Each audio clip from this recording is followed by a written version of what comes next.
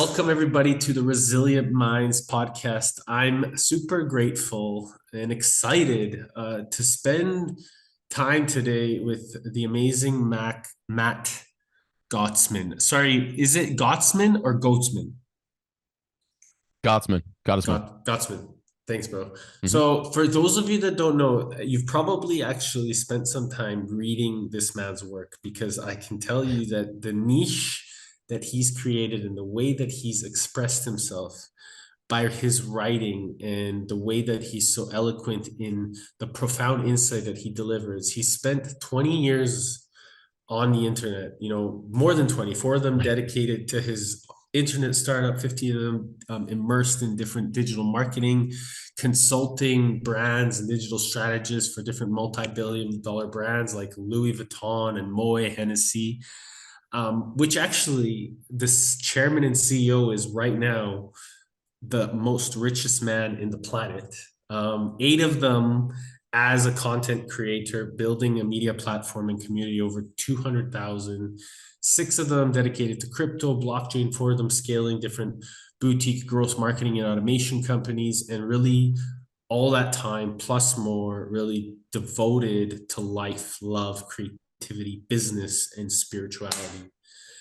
We just got off of a great conversation, really diving into the connection to our beloved fathers. And I just want to say, welcome to the show, my brother. I'm just humbled and grateful to meet you, connect with you, and learn from you.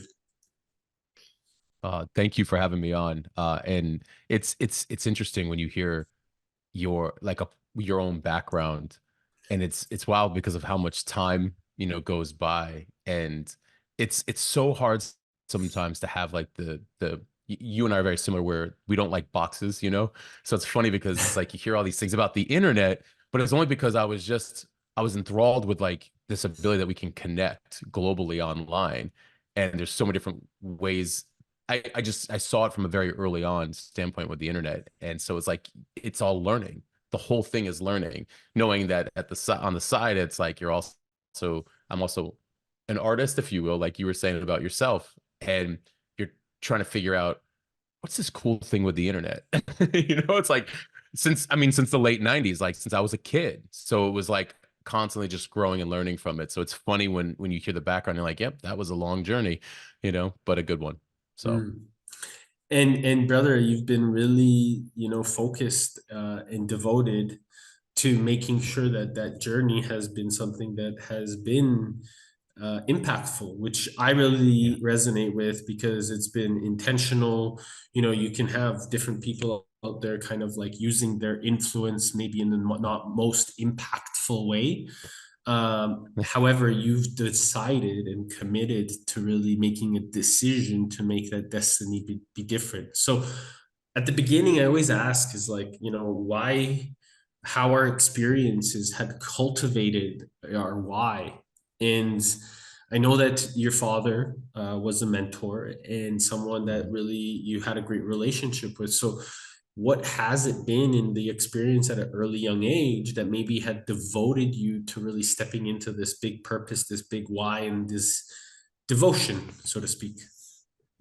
Yeah, I love my parents, and I want to give them credit because they were a very unique set of parents.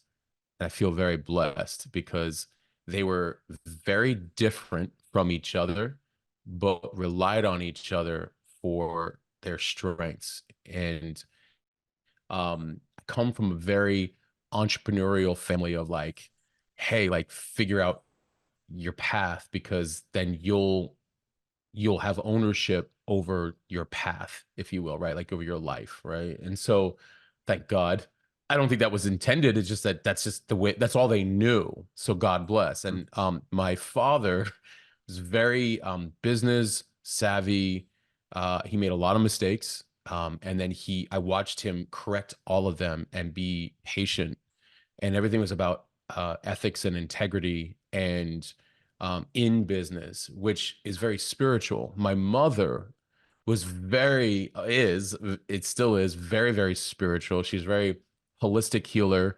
I mean, since a very young age, it was like, hey, no, we're going to cure this with acupuncture, and you're going to read this, and we're going to take, flaxseed oil, you're going to take echinacea, Nice. and like, she was Yeah. always so it's an interesting balance, and we would read about all of the different religions more so for the spiritual, information about tapping into self and with God and having, creator co-creation. And so you have these two very distinctly interesting people. He's relying her on the spiritual, she's relying him on like the structure, like the path, if you will, like, hey, I trust you, and so I watched them build, I watched them lose, I watched them build again.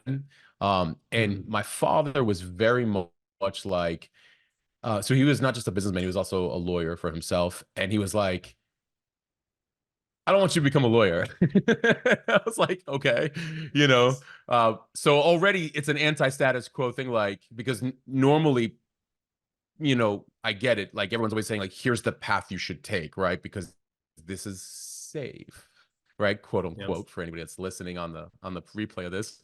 Um, and he was more like, you need to figure out your own like way, your own path. Like, we love you, but go figure it out, because Yeah.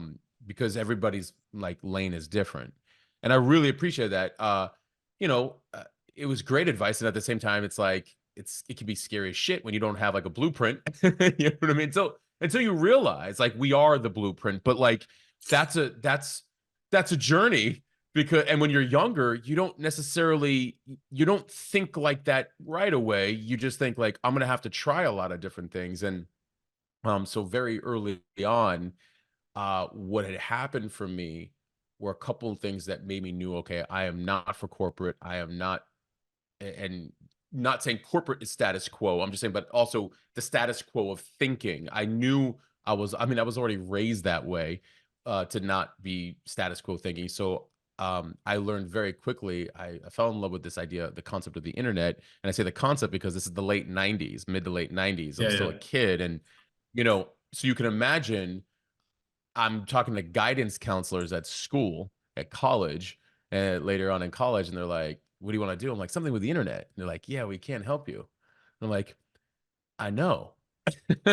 Like, I know you can't, because it's new and I see where it's going, and the world, like, it hadn't known how to guide, which already I think there was something going on with the educational system, but we'll leave that for maybe another moment.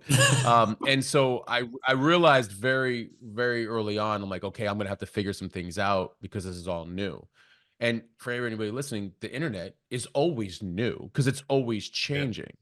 Now that became kind of like, okay, there's something cool here with the internet, but I thought it was obvious.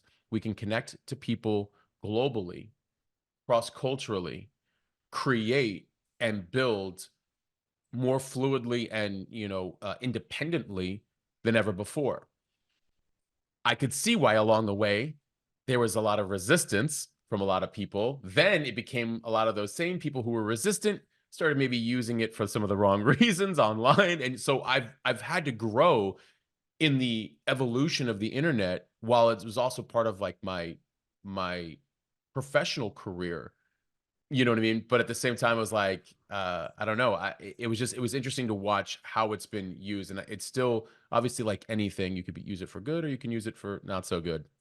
And I think the beauty of the internet is that it teaches you, it has to teach you even more critical thinking. Like, you have to be able to kind of, before you just believe everything you see, you have to really tap in and be like, what do I feel, and what are some questions I have to ask, interpersonally. And so, long story long to all that, I was glad that I chose that route. And it what essentially happened for me personally was that in 2014, after just helping a lot of big companies, there were a couple brands like Louis Vuitton, Moët Hennessy, which I absolutely loved. There were other companies and just other brands, and they weren't always understanding. And I realized sometimes it was difficult dealing with a corporate mentality. The corporate infrastructure was very for what I dealt with, it's probably very different for every single person, but I dealt with a lot of rigidity.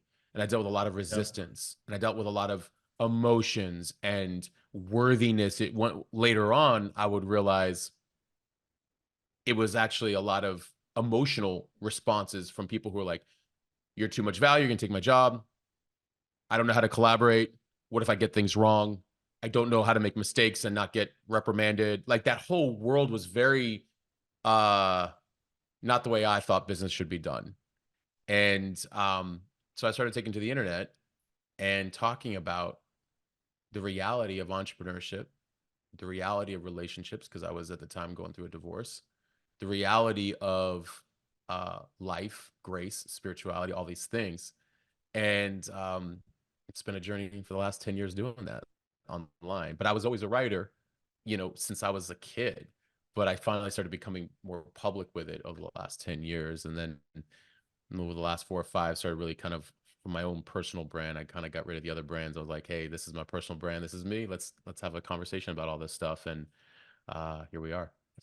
So I'm skipping so many parts, but I don't No, want to, it's I good, want to, bro. I wrap. mean, I Yeah. mean, I think like fundamentally, it's beautiful to observe and see that your parents really highlighted the ability for you to bring out this artistic self, right? Hmm. And I believe that entrepreneurship is one of the greatest forms of art because it's really about problem solving, Yeah. and it's a painting of a picture of like different levels of consciousness and really how we can actually integrate that into different realities, markets, cultures, as you mentioned. Hmm. So art, I think it's the like one of, I mean, there's so many forms of art, but I believe it's one of the fundamentally uh most beautiful forms of art that can transform the today's day and age and really bring more of us together.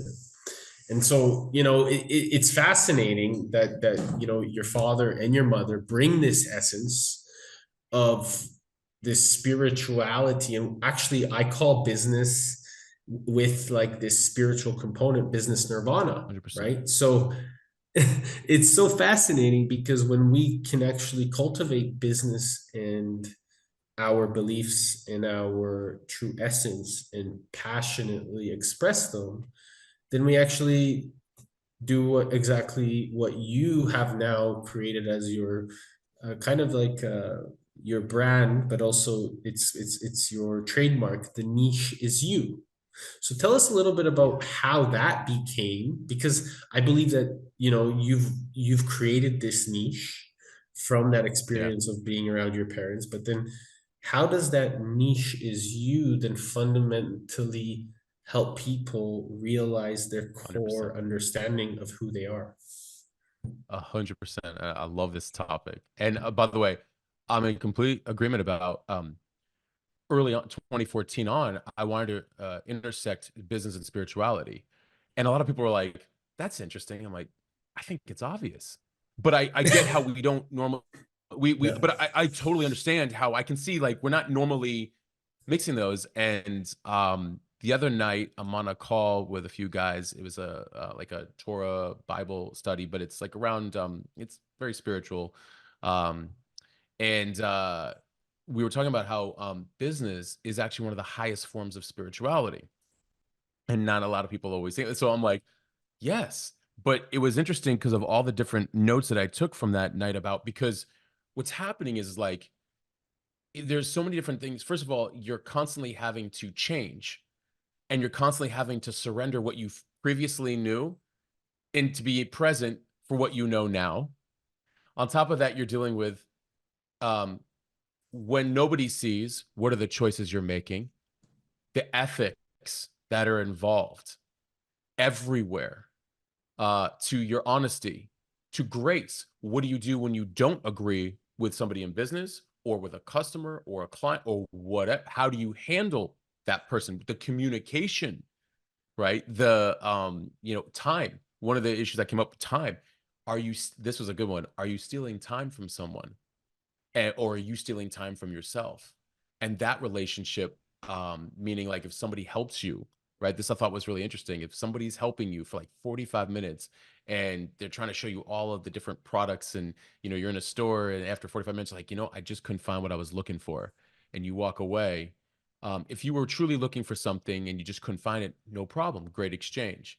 If you never had the intention of buying anything, did you steal time away from them? Did you steal time away from their path, their purpose? And I was like, oh, and then on the same token, did you give away like, so if you ever do something like where you're constantly giving away your time to everybody else, but you're not really doing the things that the time that was allotted for you, and it was supposed to, are you stealing time from God? Because that's time for you Mm. that you were supposed to like be doing your path and your purpose. I'm like, damn. Like, so it really makes you reflect on all of these things, but the niche is you is kind of embedded in there. And that's why I figured I might as well say that. Um, Very early on, I didn't fit in until I realized we're not supposed to.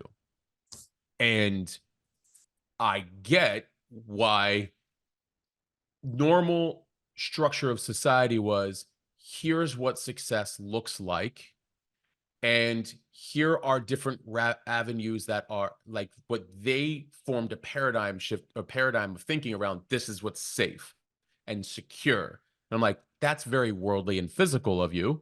I didn't talk that way back then, but I was like, but I don't really relate, and so being an outcast for many, many, many, many years, which most entrepreneurs are, but but when you bring in the artist side or the spiritual side, all these other things, it's like we could be deemed like lost, or we could be Mhm. deemed like irresponsible. All the labels that come with a world you don't agree with, or the labels that you don't agree with, also have opposite labels of like, are you being irresponsible? Are you just jumping from thing to thing?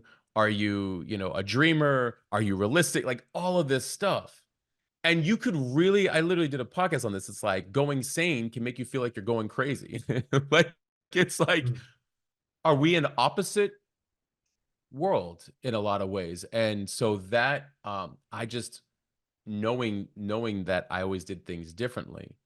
Um, and now it makes sense years later with the internet, because you're watching, and some of these conversations luckily are coming also out of camps like Naval Ravikant or Rick Rubin, Pharrell Williams, artists, businessmen, spiritualists, like spiritual folk, right? um Now it's mainstream to think about, wait a minute, like, can we really just do our own thing as a unique individual, tapped into our gifts and talents, allowing purpose to work through us, and show a new way of doing things, and connect globally with people much faster than we've ever been able to because of the internet? Yes, yes, we can. And suddenly the conversations are shifting, especially as the old systems seem to not be as sustaining as they had presented themselves. And you're getting a lot more people be like, well, you know, um, he or she looks like they're like liking what they're doing over here, doing their own thing. And I like this idea of a new way of looking at, what are you here really to do? And so this concept of the niche is you came about because about 2.5, 3 years ago, I did an article. I saw a concept of that expressed in someone's conversation. I put it into an article on my Substack, and it was at that time one of the most popular articles I had had, because I was just talking about this idea of, instead of constantly searching outside of yourself for whether it's the validation or accolades or the direction of what you should do with your life, why don't you insource it, right? Like, why don't you go inside, have that conversation with your soul and with God, you know, for some source, but I love God. Have that conversation internally, and really like tap into your gifts and your talents. And so that's what kind of birthed, not kind of, that is what birthed this idea of the niche is you. And I knew that the conversation was opening up more now on the internet with several other folks talking about these things, and it felt much more like, yeah, that makes sense. And I started using examples in my podcast to talk about this with people. Like, there's 2 points I want to bring up about this, which is, point one is, I remember I heard the story of this one guy I was following online, who CPA, young guy, he was working for a company, and he was building his Instagram online talking about financial literacy. And the company, the CPA firm he was working for, he was working 90 plus hours a week, $80,000 salary. And, you know, on the outside, that looks, you know, responsible and healthy. You know, he didn't think so after a while, obviously. And he noticed that the system was making him push a certain way of doing things financially that didn't make sense. Of course, because they're also selling their own financial instruments and things like that. And he's like, I don't think that, because, you know, you make points on that. He's like, I don't know if that's right. Online, he was teaching financial literacy to all ages, especially younger generation, to like better, you know, understand how to like not flex and live this lifestyle, but actually like learn simplistically. He started growing very fast. Company said, we don't like that. Either quit or quit us. And he said, goodbye. $80,000, 90-hour weeks, doing things that ethically might not be right. Who's to say? I'm not going to judge because you don't know, and I'm not part of that situation. Over here, hundreds of thousands of followers, $500,000 a year, drives normal cars, retired him and his wife in his early 30s, and he teaches financial literacy and helping people get on the right track for doing the right things and represents a new way of doing things. That's the niche is you. Somebody who quits job from being a lawyer, decides to be a farmer, makes 10 times more from being in their gifts, loving what they do as a farmer than as a lawyer. Somebody who quits being a farmer and goes to become a lawyer because that seems like, wait a minute, I feel called to, you know, to represent people, you know, fairly and whatever, you know, and judiciously. Like that's the niche is people saying like, I was taught this, but I'm going to trust myself. I'm going to trust God. I'm going to trust my soul and do what seems right. And that fundamentally, that's a big deal to me. And I said on, and that was the second point really was to that, because I said on this other podcast, like that I created was the funny thing is it's so interesting to trust yourself because we could say, no, no, no, I'm going to do these things because that's the financially responsible thing to do. Could you imagine if just for a second, God was like, listen, just throwing this out there at you because I love you, whatever you want. Abundance, abundance, abundance. Yes, you can do that and you'll make good money. You'll make good money. Would you like to make even more money doing what you love doing? And this job over here, you know, and it shouldn't be about the money. I'm just trying to kind of present the, you know, the case for what do you mean? It's like, well, you know, yes, you can make money from this and you can make money from this thing over here. Maybe you're not pursuing the thing that you really want to do. Maybe not pursuing becoming a farmer or whatever, or landscape architect or whatever over here, because it was, you know, you thought that you couldn't possibly earn a living and, you know, do all these other things. And I would like to paint the picture of, I don't think that, I think that's further from the truth, you know, that like we actually all, but everybody's path is unique. So it's not to say that we should all copy each other. It's just that we should all find out what that is for us and earn and create from that place versus one that we were kind of taught since a very young age. Right. And when we're very young, we actually have inklings in knowing what we want to do. We know we can feel it. It's just that we have a lot of quote unquote adults around us. They mean well, you know, it is what it is, trying to guide us and say, well, here's a great idea that you should consider going into. But why weren't we being nurtured for our creativity, our intuition, our talents, our gifts, and individualizing them into our own unique paths where you're like, hey, listen, you do these things really, really well. Um, Interesting. I think you should explore what those mean for you. Oh, wait, now we're teaching critical thinking, independence. And I get it because the previous educational system was made from the industrial age. So I understand. And that was for a very different way of thinking. And we'll leave it at that. But could you imagine if we were nurturing creativity and intuition from a very young age? That's where I'm at with that. So the niche is you. Brother, this is profound because this is something that as we continue to unfold and as we continue to create a new path for the next generation,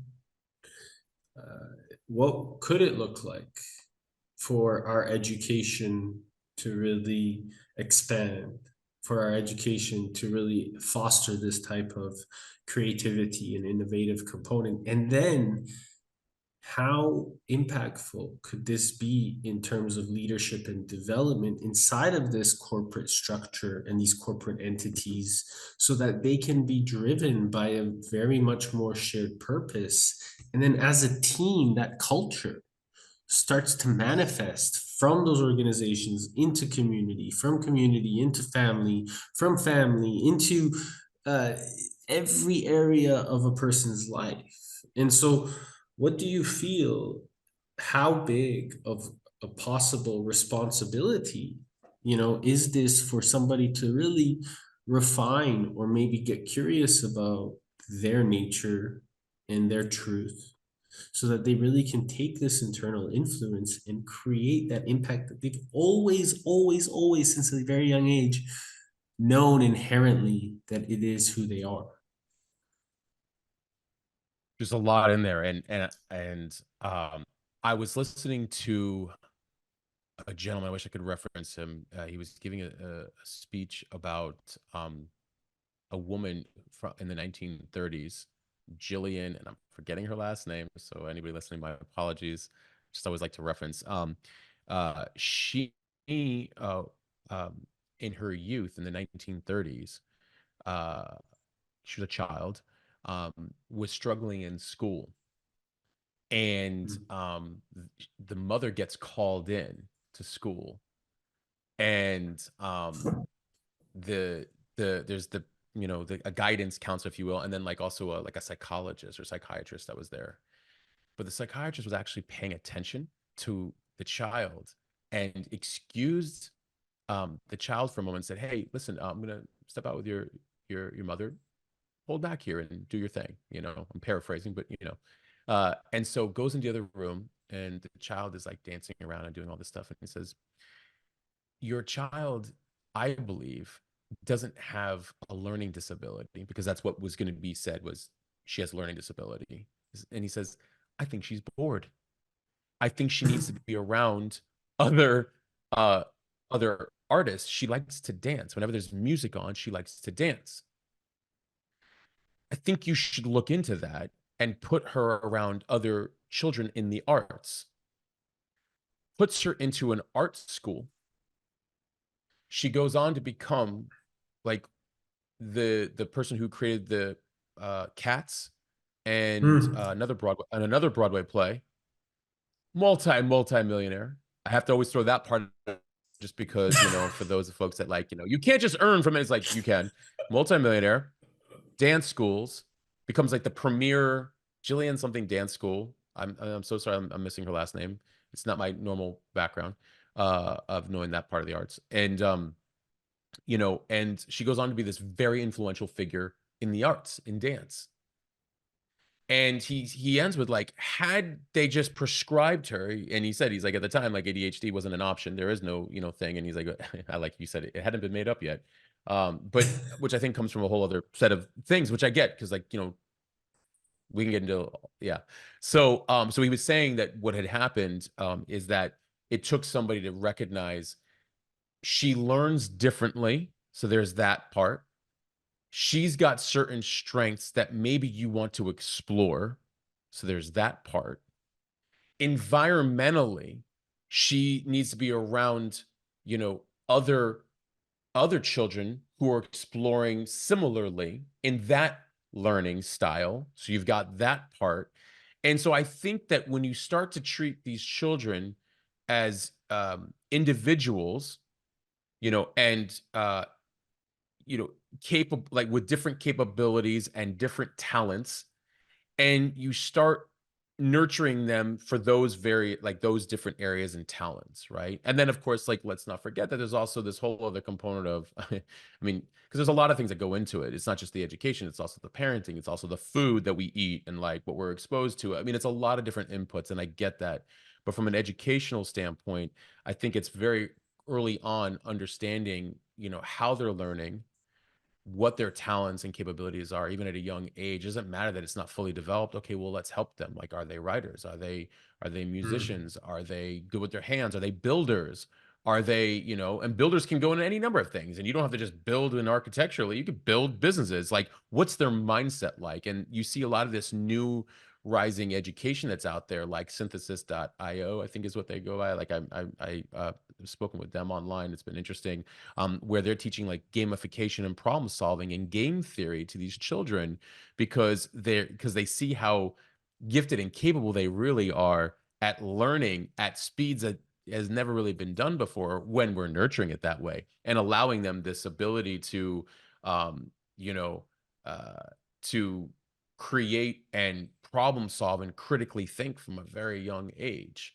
That's powerful, you know. And I Mm. get that an old paradigm really wasn't trying to set it up that way, you know, for whatever number of reasons. We're not going to get into that. I mean, and who really knows, right? But I mean, you know, I think we're watching that play out. And so I that's where I think it definitely starts with how are they learning, what are their core, you know, talents and strengths and capabilities, and then environmentally, how are we saying, okay, your learning style is this, as well as you other children. Great. Now let's put you guys here and you guys here and you guys here. Still have you all intermingle, but like at least over here, your path.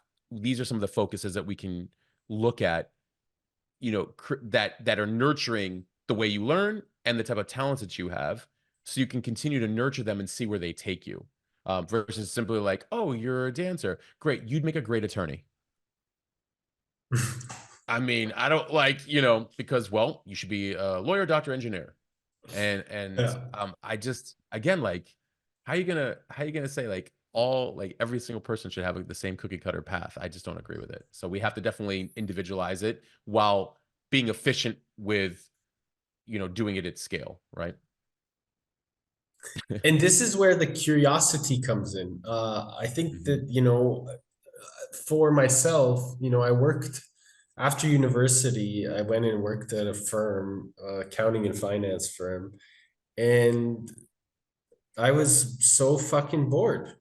And in fact, I got so bored after 6 months, I quit because I didn't feel like, in university, I was so like creative and making things happen and moving big things through for the student body. And it gave me opportunities in all these firms, but then it completely took me away from the core essence of that curiosity that I really loved to learn about different people. And I think that this is something that for me is why I find it's so important for us to bring this unified approach, this more integral approach into organizational structures, because I found that people get limited there. I know I did. And, Yes. I know from your experience, I know you worked in some, pretty major organizations as well, and, maybe even more creative. However, do you see, at a bird's eye view, maybe with what, you're already have been doing for the last 2 decades, what's been your kind of uh, fit, or what do you see as not just inside of school, but then how can leadership empower a safe space for people to be innovative and creative and not worry about making mistakes, but instead thrive on them? Right. Right. You know, leadership has to be led by example, period. And we can't have roles solely from accolades and where we went to school. And I get it because I went to school. I went all the way with school too. So like, you know, so if they ever try to argue that with me, I'm like, I went to the number one Yeah, international business exactly. school for my MBA. Like, and by the way, I was like, they were a great school. It was a great school. But even there, I was all talking about digital, and they're like, yeah, we don't really know. And I'm like, here we are. They all call me for like advice now. Like, hey, how do we do this? I'm like, okay. But what and what I mean by leadership is I've seen so much inside. It's okay to know like the right people, but once you're through that door, you really got to back up with the work. And the other side is it's funny because as free flowing as I am with creativity and discovery, I'm actually also very disciplined because I had to learn. that that's a responsibility. Our path is a responsibility. Our output is a responsibility. Our follow through is a responsibility. Our word is a responsibility. It doesn't mean that we will not make mistakes. Of course we will. But then we get back up and we keep learning and we keep delivering better and better and better. Am I 1% better every day? Am I constantly following through? Am I constantly so like discipline is the ultimate freedom, but we need discipline as well inside of so we need that discipline for the expansion of anything that we want to create, do, or become. And in that discipline, we have a lot more ownership over um, our mistakes, over how we do things, how we figure them out. Well, clearly that's going to ripple down into anybody that works for a person like that. And oh, I made this mistake, I'm so sorry. Like, you're all good. What did you learn from it? Well, I'm learning this, I'm learning that. Okay, what would you do differently? Well, this is how I would probably do it differently. Okay, cool. So at least you have a plan for how you do something differently next time. By the way, this is also your real life. But in the now in the professional setting, okay, cool. Because if a leader had already done that, see, it was interesting as a consultant in digital, I would come across these different departments, and it was very interesting how because of depending on how they got that role, they'd be like, oh, you know what, we're just, listen, we don't want to really disrupt how things have already been done over here. Like, we just have to outsource to the agency that's going to take care of all this creative and all this other stuff. And I'm like, that's interesting. I'm like, don't you want to track like, the profitability and like all this other stuff? And they're like, well, no, I mean, we're already, a profitable business. So like, we're just kind of trying to maintain. I was like, maintain status quo. Got it. Interesting. And I get it. You're a marketing director, but you never really did marketing. You were taught what marketing is, and you were Mm. primed for a position to then potentially manage people. But what did you build? What did you market? Because I'll tell you this, real marketing is ground level up. It's talking to every person, every follower, every DM, every like, hey, how can I help you? What'd you think? I'd love your feedback. This is why we're doing it. Thank you. I appreciate you. What can we do better? That's marketing. Showing up is marketing, is the marketing plan. And then of course you can use math and science to measure and track and communicate better, and grow it and scale it in systems. And so I think that there's a lot of this wrong role scenario versus how I see it is like you've got the leadership component of like, have they led by example because they've done a lot of these things with mistakes and all, and empathy and honesty and integrity and Mhm. all of this stuff, which obviously has to be taught. I mean, it has to be learned, but should have been taught a long time ago versus like, hey, just position yourself like this, and then therefore you'll get into the company, and then you'll get your raise here, and it's like that's not like that's not really running a business. So, and then the other thing too is here's the interesting part, the way I look at people. Maybe it's um it's because I had gone down that human design route a little bit, but like, so it's an interesting thing Nice. to learn. Which one are But you? I'm a projector, so everything is Nice. about projectors are very interesting because we're the least amount. It's not projecting onto people. Projectors are we can basically see all of the entire, we can see everything visually before it's even created, and we can actually shrink the amount of tasks that you need to do, and like also see like, hey, all of you guys like are doing a million things a million miles an hour and having to go back and like repeat it. Do just these 5 things with your talent. Now go as fast as you want on these things specifically that you're so good at. It's a very efficient way of like looking at um, you know, a world run by generators and manifesting generators because of their so go, go, go, go, go, go, go, go. And I was reading a lot about like there's a shift where could you imagine if you took the people that you take what they do very, very well and you say, you know what? These are the things that not only light you up, but you do them really, really well. Could you imagine if you were just focusing on these aspects right here?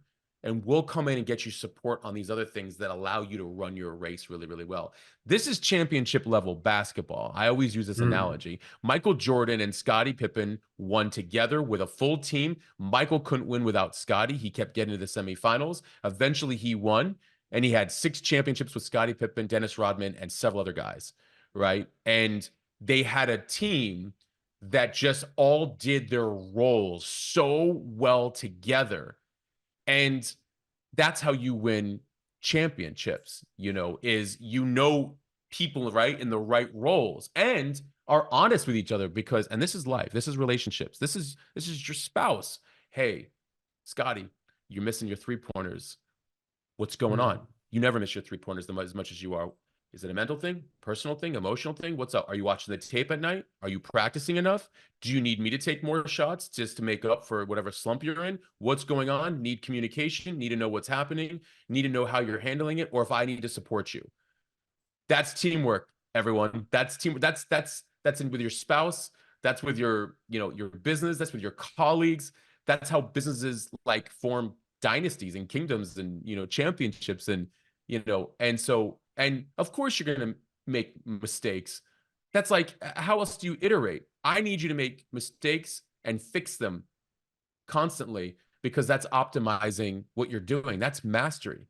Like Leonardo da Vinci was constantly working on his art, and he made tons of mistakes. Like, ooh, that just showed me a new way of doing something that I'm going to add to the next thing, which optimizes the next thing, which grows this thing. In order to make this thing happen, I have to go learn engineering to be able to put my sculpture on top of the Duomo. He didn't even know machinery, and he had to build one. It's like you want to allow people the flexibility to make a mistake fast enough to correct it and create the new thing because of it. And like we need environments like this. So this is how I think about business. This is how I think about relationships, life, right?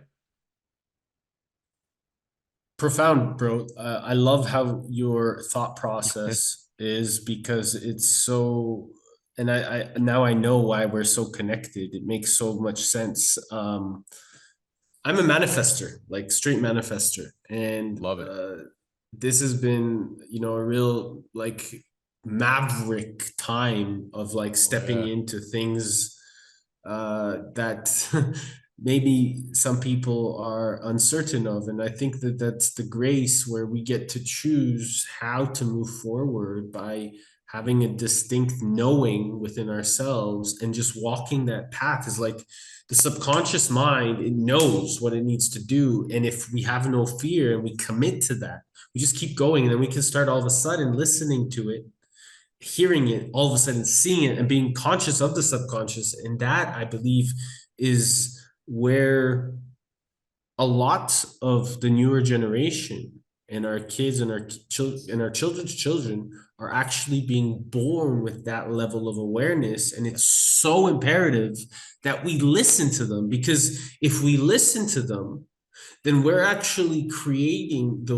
world that they want to live in, not the one that we want to live in, and that's actually our responsibility. Yeah. So Yeah. perhaps, is there a way that you could see or that you have seen that has been, in your experience, a really more of how can this spiritual, this business, this tech, this consciousness, this science all come together even more? And instead of us constantly pushing away different perspectives or negating others, getting more curious and having these thoughtful disagreements and having a place of safe conversation so that more of us can actually sit at the table and say, hey guys, like, it's not about breaking down the old bullshit that our predecessors had brought into the world, but it's actually like Socrates said, let's just build the new and let's do it with fun, with grace, with intention. It's exactly it. And it's funny because when I learned about the projector, it was so fascinating because it's a lot like, on one hand, we're supposed to show the world a new way of doing things, which is from your own gifts. On top of that, we're it's a funny, when I was reading about this, it's like you're the most valuable and seen as the least valuable. Like, meaning like you can see all the things and how to break it down, But unless you're invited for your Mhm. advice, you have to be careful. You can't just assert your advice because people may not be ready for it. And I thought, what a blessing. What a blessing, because it makes sense spiritually. Let me like lead by example, show like maybe a different way of doing things. And I write in a way where I'm like, I'm not ever going to tell you how to live your life or what you should do. What I hope to achieve is that this resonates with you at a soulful level, that you ask yourself all of the applicable questions for your own path. And in doing so, like that instills a level of critical thinking of like, wait a minute, I used to think this. So to your point about the perspective shifts and and then building the new, it's like, could you imagine if all the people that are fighting right now were like, what do you know? Like, what are you looking at that you know? Like, imagine if everybody just took a timeout real quick from the fighting, the Yeah. divisiveness, which the irony is in a lot of ways, weirdly so, just depends on how it was positioned for all the different sides. They all kind of want the same thing. It's just that it's presented differently, so they're held like to this divisive nature. Meanwhile, there's a bunch of people profiting off of that. And I don't just mean financially; I just mean like in general. But could you imagine if everybody was like, time out, time out, time out, time out? What are you looking at that like I don't see? What are you looking at that I don't see? I think we should compare some notes. Let's pull out all of this stuff. You're like, is that what you're watching? Is that what you're watching? Like, interesting. Who's doing this? That's a good question. Who is doing this? And now you start to get this kind of collaborative mindset of like, okay, before like, and we're all, by the way, we're all like, we should all have our own. We should all come to our own opinions. We should all come to our own critical thinking. We should all like, because that's ownership also over understanding and consciousness, right? We need we need our own personal development. That's accountability too. And then this is where the spirituality comes in. That's also grace. It's like, oh, I Mhm. don't necessarily agree. Well, who am I to okay, hold up a second. Like, what don't I know here? Like, let me Yeah. learn. Or now we're learning communication, boundaries, discernment. I'm not going to judge you, but I'm also not aligned with you. Okay, that's Yeah. cool. We still should honor and respect each other. I mean, thousands of years ago, enemies even respected each other in war. You know what I'm saying? Like, like uh just in honoring certain traditions about war as well too, right? And honoring the dead and all this stuff. So and the fallen. So could you imagine if more people just took a time out real quick and were like, what are you seeing that I'm not, and and vice versa, and like how can we kind of compare notes a little bit, and then like let's also take a moment, a step back of like, is that what's really going on, or am I experiencing that because of like environmentally what has been around me, or I just took in for so much time?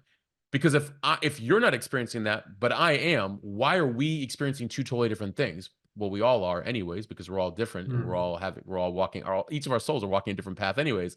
But like, and then why do we all seek out other people who solely have only our experiences only to confirm more that that's the way things are?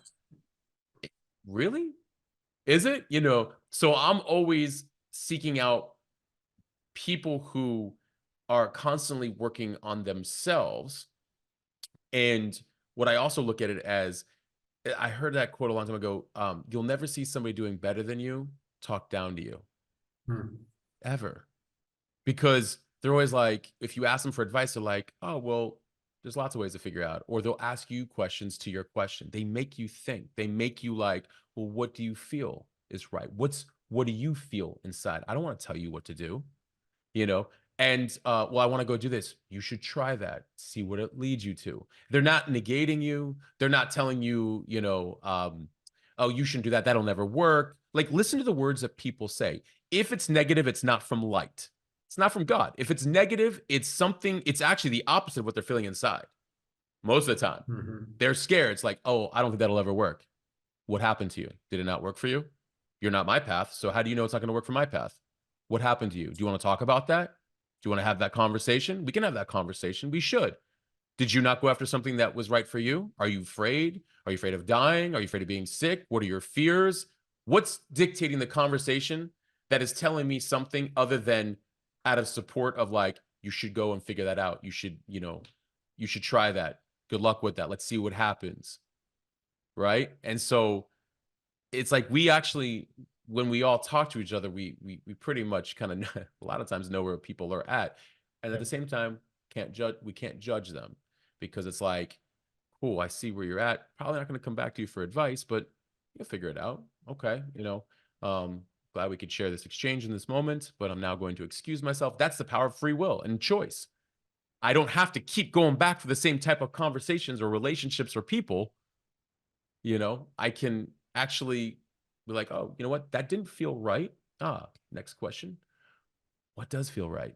Well, I guess if I was in conversations engaged like this, okay, cool. Maybe the next move is to go find conversations like that. Like we actually have the power in any given moment to make a completely different choice very simply without overanalyzing it. It's just like, okay, did that feel good or did that not feel so good? Okay. And then did it not feel so good because maybe they're instilling a little bit of honesty in you that you weren't ready to deal with? Like it's I also was like just gonna you can't say, just I love that. Yeah, right? You I was just gonna, right? yeah, I was just gonna, You can't just pick and choose, be like, oh, I don't feel good. yeah, Like, hold up a second. Because here's the yeah, deal. The friends in the circle that I keep, they will never just automatically agree with me. Ever. yeah. Even if I'm in the right, they'll ask me, how did you get to this situation? What could you do better? What happened in this instance that I don't know in your decision making? Like they challenge me. My circle challenges me. I mean, they'll definitely side if it's a pretty clear thing, but they're always asking me the right questions like, how did you get into this situation? Or how did you get into that type of contract or that deal or whatever? Or like, and what would you do differently? Do you want me to listen or do you want me to like give you some advice? Like, what do you need, Matt? Like, so that's the people we want to keep around. It's the ones that kind of challenge our perspective. So we're not just automatically, having people. I don't want people to just side with me. How do I learn? I want to Mhm. know. I am genuinely curious. But like, what I miss? What I miss right here? Like what don't I know? And and I also learned that from incredible relationships as well too, because men and women operate very different. And women are so naturally intuitive especially when they really listen to their intuition, that natural intuitive wisdom. So they're connected.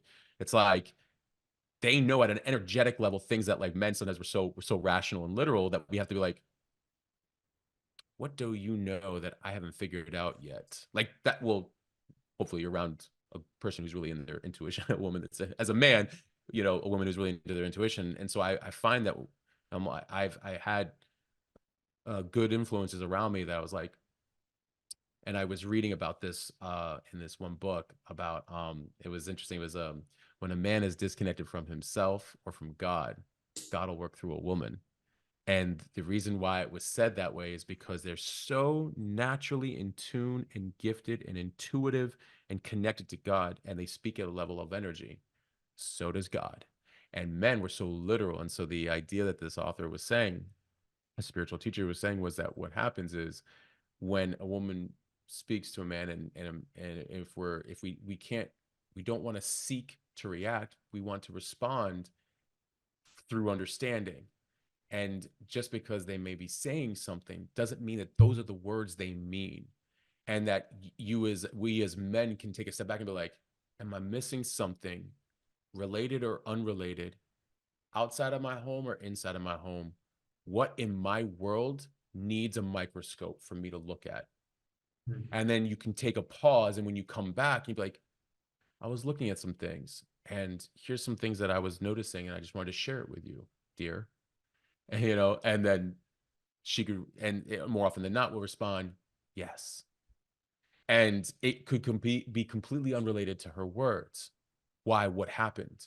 Because they're helping us take a pause and be like, I'm going to do a little self-reflection for a moment.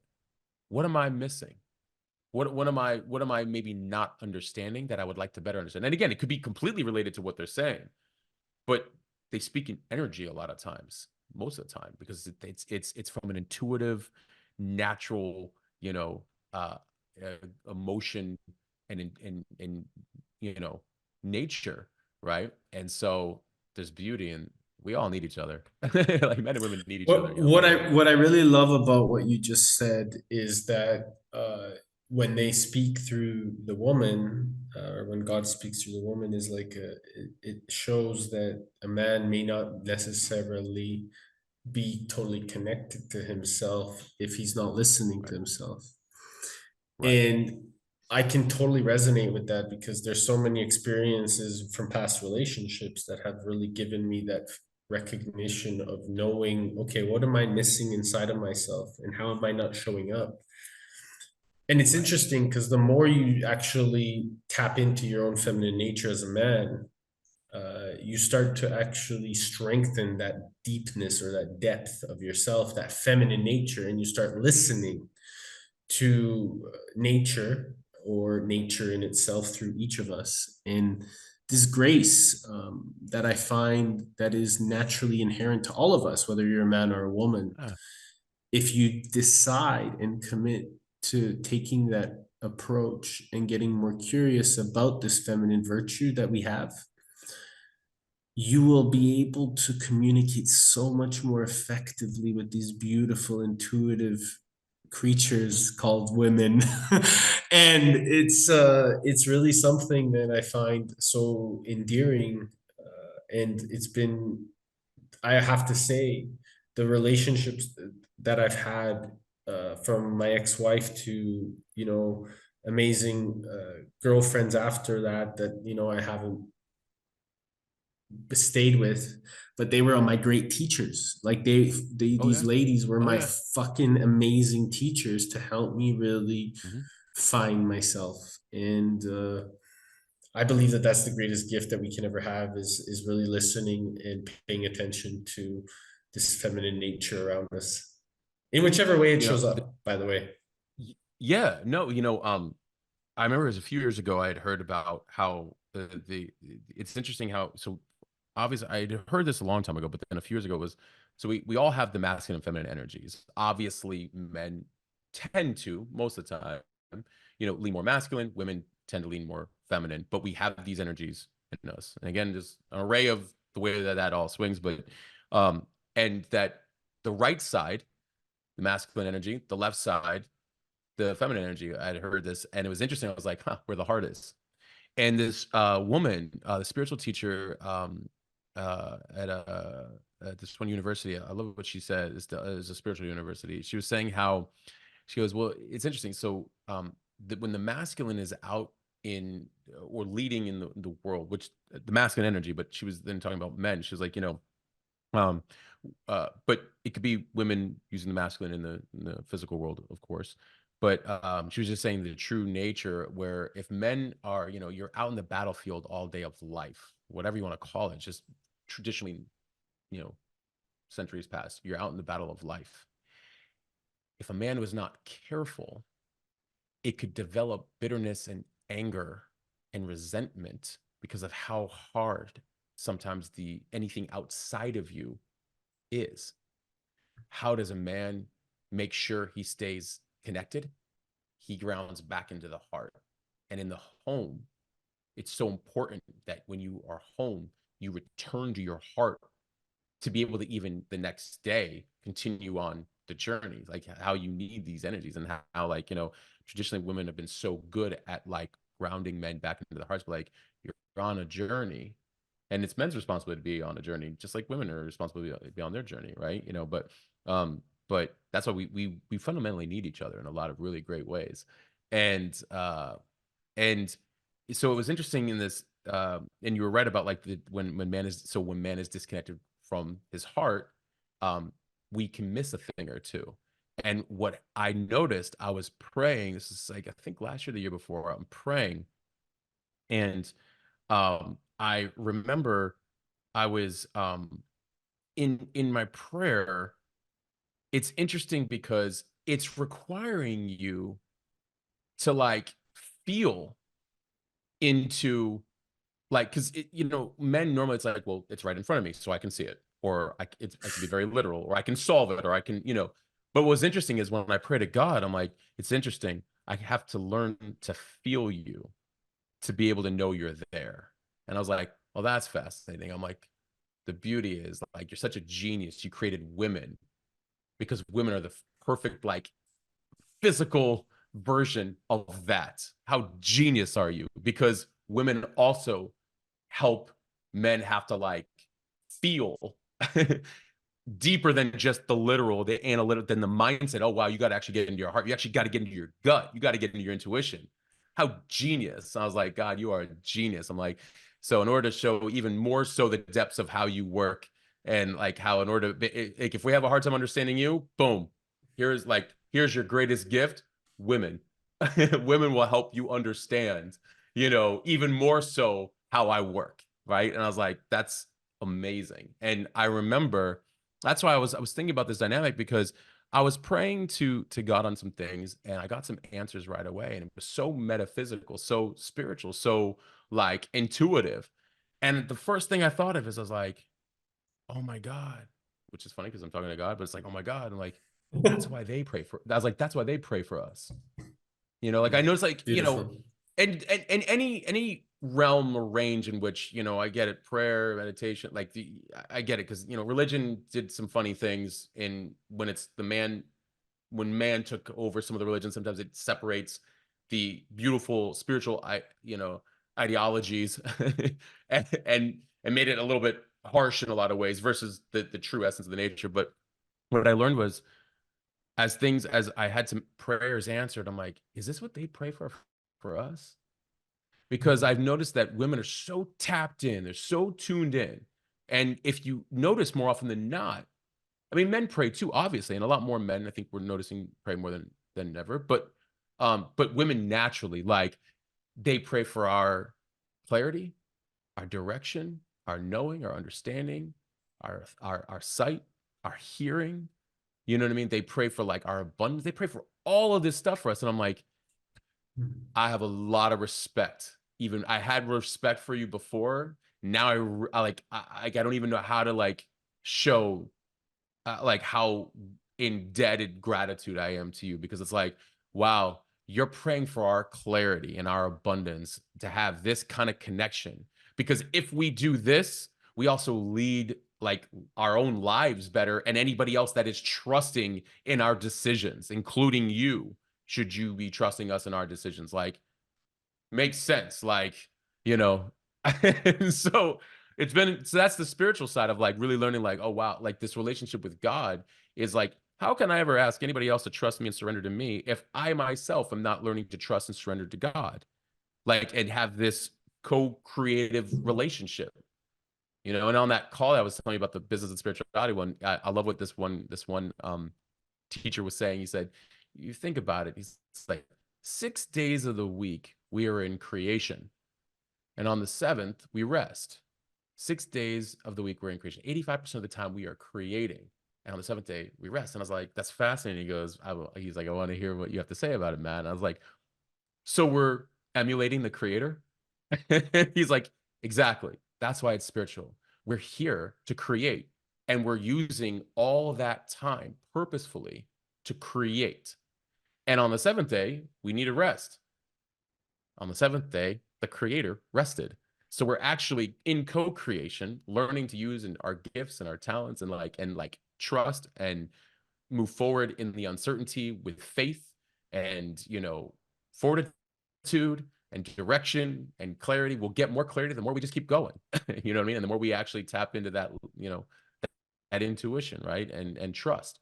So I realized just, and I can only obviously speak from myself as a man, like, but it's like I realize just how amazing, that surrender, that to be able to better lead and be clear and because then when you look at the other side, like when I look at women, then it's like um they get to just be even more abundantly who they are. I'm like, how amazing is that? You know what I mean? Like, because it's like, oh, he's, constantly, he's directional, honest, clear, makes mistakes, loves to correct them, loves to keep building on himself. I know where he's at. I know where he's coming from. I know what he's thinking, like, because he shares, he's communicating, like, he's this. Ah, okay. So now you have time really for the constant elevation of your of the woman has the ability to do that for her, which allows these two to keep contributing to each other. I think it was Esther Perel said, like, you know, we have to be these autonomous individuals constantly in the pursuit of our growth to contribute even better to each other, right? So that's my breakdown. But I love it. you No, I know, love it. You know, uh, we go out there, we create life is our altar, each moment is our prayer. And if we yeah, decide that and yeah, commit, we can make everybody feel seen, heard, and understood, brother. And this is a yeah. beautiful focus and intelligence that, you know, comes through you. And I appreciate you for sharing it because it's important. It's so important for people to hear and understand the responsible roles that we can all take if we choose to actually step into that level of identity and be willing to foster those types of relationships with one another, because you know the way we do one thing is the way we do everything if we recognize the patterns and create new ones. So I always love to hear wisdom coming through a friend and knowing that we're in alignment, which is really Mhm. exciting. So, my brother, you know, I know I've taken you way longer than It's we're okay. supposed to. However, I would love to know if anybody is listening and they want to know more about how to connect with you, Mhm. how they can find out more information about you. Where can they reach you? Where can they reach out? Yeah, mattgottesman.com, mattgottesman.com, mattgottesman.substack.com, at Matt Gottesman on Instagram. That's how you and I met. And that, I think those are the easiest ways. And then the podcast is The Niche Is You. You know, would love to have you over there as listeners. And that's, yeah, from there, you'll find any other link, and it's easy to reach out from there, as you Nice. know. So thank you. So, yes, brother, of course. Thank you. One last question for you. If you had Yes. 3 days left to live, what would you do? Oof. You know, I would spend them with, I don't have to do anything fancy, nothing crazy. I would spend them with just the people that I love the most, spending, you know, very intentional time. I'd bring us all together, you know, and share that time together. We don't have to really be doing anything, just as long as we're all together. Like for me, like I love the good people I have in my life, and I would want us all to spend those last, you know, hours together. That's probably how simple I am, but like that means everything to me. The people around me mean everything to me. So Beautiful. Amen, brother. Thank you for coming on the show, my bro. Big love. We'll talk I soon. pre I appreciate it. Thank you. Hey everyone, and thank you so much for listening to the Resilient Minds. I hope you enjoyed the show. Please make sure to go comment and like and follow us on iTunes or Spotify. And make sure, please make sure that if you really love this, to share this episode, and make sure that you're inviting all your friends to like it as we continue to unfold what the beauty of our minds does. More importantly, how powerful our heart level of intelligence can be when we combine our heart and our brain together. And more importantly, make sure you take the time to take a look at what we're doing at Balanced Media Ventures and how we can actually really support you in doubling your impact, your income, and your influence, and how you can bring your life's greatest vision into your purpose and create it from that level of reality. Talk to you soon.